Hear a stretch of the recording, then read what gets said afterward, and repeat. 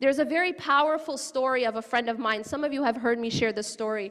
It's a very emotional story for me and for all those who hear the story. But for me, it's such a powerful reminder of what it means to have contentment in the heart, no matter what your external circumstances are.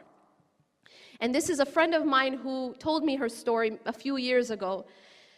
And I have witnessed her life because I visited her a few times. When her youngest daughter, or rather her oldest daughter, was 3 years old, the teacher told her that she suddenly stopped talking.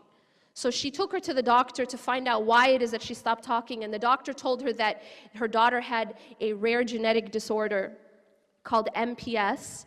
And this disorder means that she will slowly lose all her faculties until she dies. So she will lose the ability to walk, to sit, to swallow, to do anything for herself, until she eventually dies. And the doctor told her, don't expect her to live, past, even into her teens. And then she had a second daughter, and around the same age, she also stopped talking. And she takes her to the doctor, and the doctor tells her the same thing, that your second daughter also has this disorder, MPS, this rare genetic disorder, and the same thing will happen to her. And then she has a third daughter, and the same thing happens again. So she has 3 daughters with MPS. And then she has a 4th son who has severe autism.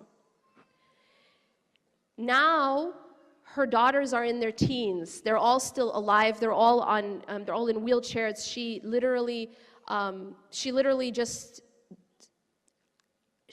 sleeps. I mean, I've seen her. I've stayed with her. She just up all night, all day with them. One time she told me that they actually have trouble swallowing, and because of the inability to swallow their saliva properly, they choke on it. And when I heard this, I was just like, this isn't something we say alhamdulillah about. Every time you swallow your saliva, you don't say alhamdulillah. It's like every few seconds. But just the ability to swallow your saliva keeps you alive. Because otherwise you would choke on it. And this is something she has to suction them, because they will choke on their own saliva because of the inability to swallow it. Now, why am I telling you this story? The reason I'm telling you this story isn't actually to make you sad. It's to give you hope. And the amount of hope that I get from just witnessing her is unbelievable. The reason I'm telling you this story is because she told me something that always stuck with me, and that is, she said, I am drowning in gratitude. So this woman who lives a life that I think many of us couldn't even wrap our minds around, is telling me, not only is she telling me that,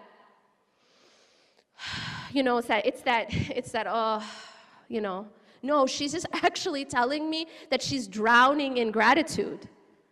And to me, that's a sign of Allah subhanahu wa ta'ala.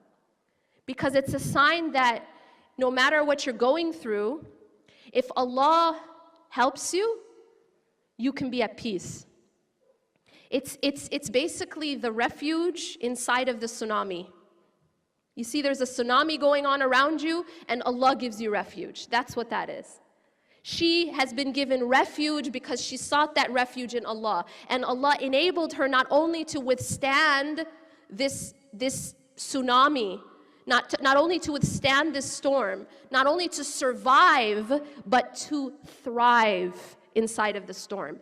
That is the power of Allah subhanahu wa ta'ala. And that is the power of making the next life your primary concern. That not only are you able to stand up and be able to just survive, but Allah can make you thrive. And Allah can even put peace in your heart. Because as that beautiful quote says, what can my enemies do to me? My paradise is in my heart.